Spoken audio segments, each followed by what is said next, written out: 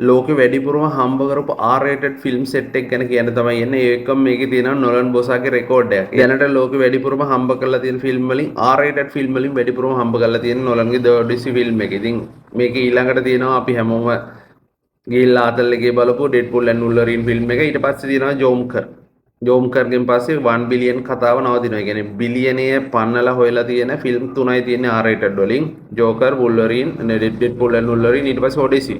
ඊට පස්සේ ඉතින් යටින් තියෙනවා නොලන් බෝසාගේ ෆිල්ම් එකක් ඕපන්හයිමර්. ඉතින් 983 නැවතිලා තියෙනවා. කවදා රිලීස් එකක් එම આવොත් එහෙම ඔන්න 1 බිලියන් වලට වගේ යන්න පුළුවන්. තව මිලියන 17යි ඕනි. ඉතින් අපි බලන් ඉමු කොහමද ඒ වුණොත් එම් නොලන් බෝසාගේ ෆිල්ම් දෙකක් 1 බිලියන් R-rated ක්ලබ් එකේ තියෙනවා. ඊට පස්සේ ආයි අපේ ඇනිමේ ෆිල්ම් එකක් තියෙන්නේ ඩීමන් ස්ලේයර් ඉන්ෆිනිටි කාසල් එක ඩොලර් 793ක වගේ ගානකට ගිහින් තියෙනවා. ඉතින් R-rated ෆිල්ම් වල වැඩිපුරම හම්බ කරපු ෆිල්ම් ටික මේ ලෝකේ බොක්ස් ඔෆිස් වලින් ඔන්න ඔය ටික තමයි තියෙන්නේ. ඉතින් මේ වගේ අලුත් විස්තර දැනගන්න ෆලෝ කරලා තියාගන්න.